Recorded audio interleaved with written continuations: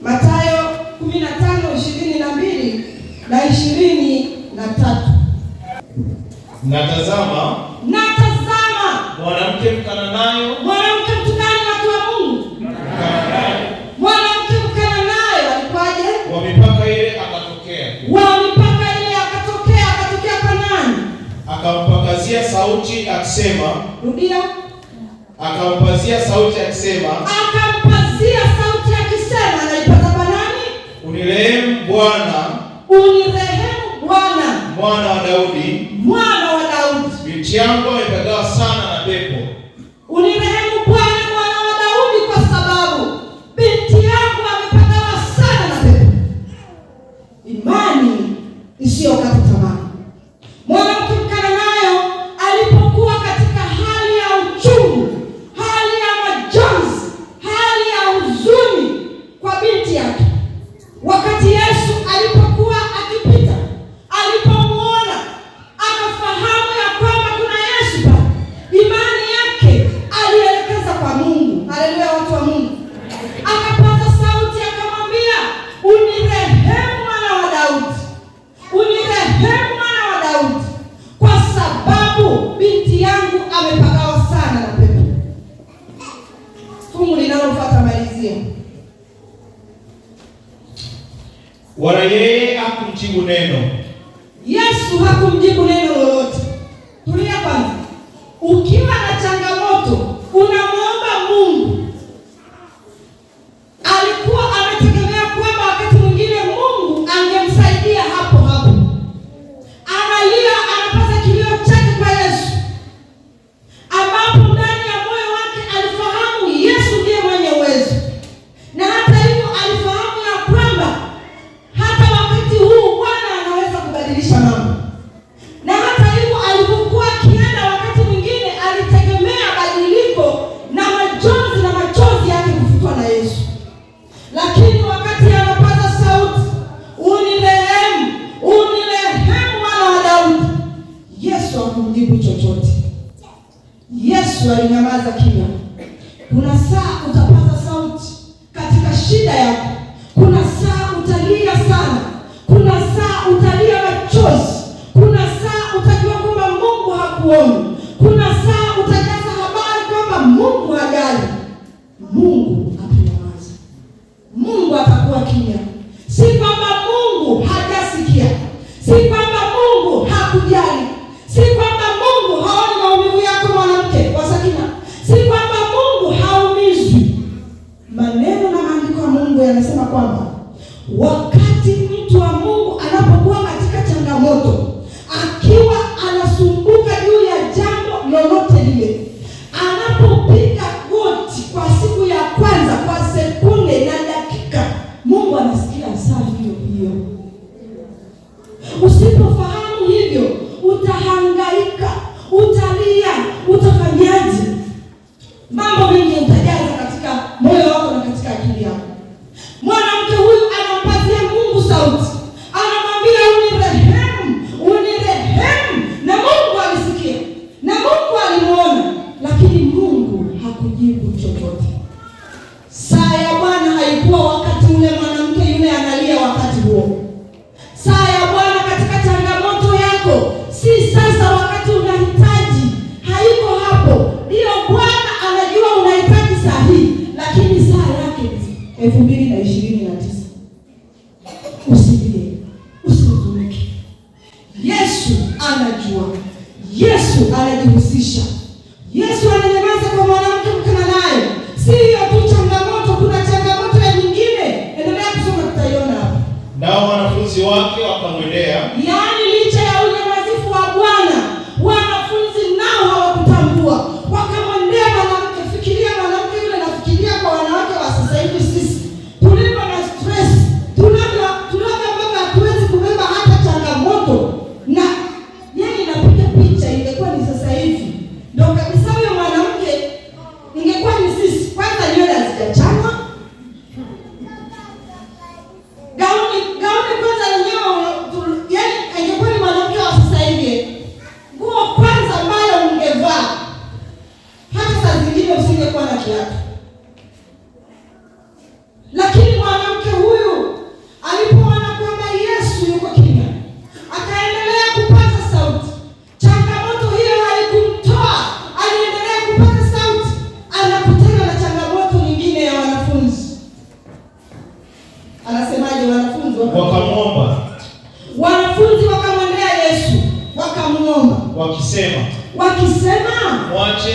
aende zake. Kristo, mwache huyu mama aende zake, kwa maana anapiga kelele nyuma yetu. Maana anapiga kelele mno, anatusumbua huyu.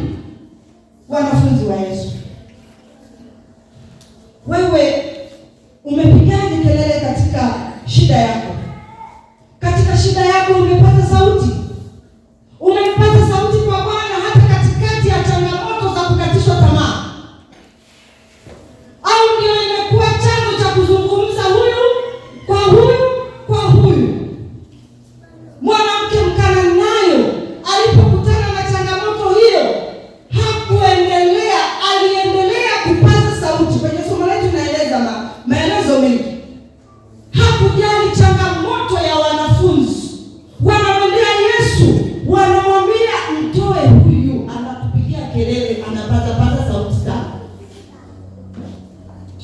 Wewe unapokutana na changamoto, unakatishwa tamaa au unaendelea kupaza sauti au unakaa na kuanza kulia? Haijalishi. Kuna wakati mwingine hata wenzako, washiriki wenzako unaoabudu nao imani mmoja, watasimama watakukatisha tamaa. Wanafunzi walikuwa wanatembea na Yesu na walikuwa kabisa na wao na upendo kama ule wa Yesu, lakini wakati mwingine hawakutambua kwamba wao ni nuru. Nataka nikwambie mpendwa, kuabudu pamoja na kuwa na imani moja sio kumjua Yesu. Unaweza ukasimama ukakatishwa tamaa na shemasi mwenzako. Unaweza ukasimama ukakatishwa tamaa na kiongozi mwenzako. Unaweza ukasimama ukakatishwa tamaa na mshiriki mwenzako. Mwanamke Mkananayo aliendelea kupaza sauti yake, hakukatishwa tamaa. Wewe katika shida yako unaendelea kupaza sauti kwa Bwana? Na je, hata pale Yesu anaponyamaza unaendelea kupaza sauti kwake? Swali la kujiuliza. Unaendelea kupaza sauti kwa Yesu? Au ndo unakaa chini, unaanza kuhuzunika, unaanza kuipeleka changamoto yako kwa huyu? Msaada uko kwa Bwana peke yake, wapendwa. Mwanamke Mkananayo anatufundisha imani sio kata tamaa. Naongea na mwanamke mmoja ambaye hapa wakati huu ana uchungu kwa ajili ya familia yake. Naongea na mwanamke ambaye wakati huu ameachwa na mume wake. Naongea na mwanamke na mtu yeyote wakati huu ameumizwa na ndugu zake kwa ajili ya imani. Naongea na mtu mmoja wakati huu hata wakati mwingine ana ada ya shule. Naongea na mtu mmoja wakati huu mchana wa leo ambaye amekata tamaa. Simama kwa imani kama mwanamke Mkananayo. Usijali ukimya wa Yesu pale unapokuwa ukiomba. Usijali changamoto pale unapokuwa unapitia. Usijali pale ambapo watu wanapokuwa wanakukatisha tamaa. Simama ukishikilia imani sio kata tamaa mbele za Yesu. Wakati mwingine tunapitia machungu na mazito, lakini Mungu yeye yupo kwa ajili yetu. Mungu anajali. Mungu anasaidia. Mungu anaokoa. Haleluya jamani. Tusijichanganye. Unakuwa unaomba kitu kwa Yesu, unamtegemea Mungu, wakati mwingine unakaa kwenye mstari, wanakuja wakamwanzia hapa na kuambia ugonjwa huu tunaenda kule tunapona. Unaacha tena mstari wa Yesu, unaenda tena unafuata maelekezo ya wanadamu. Mwanamke Mkananayo alikuwa na imani iliyosimama mbele za Yesu.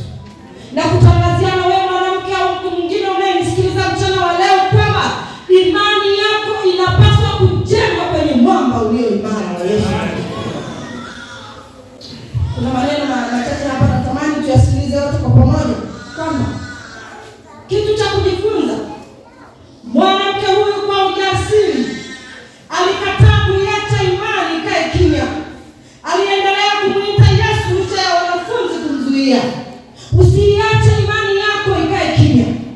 Licha ya changamoto unazopitia, licha ya kukatishwa tamaa, licha ya kuona huwezi, usiache imani yako ikae kimya.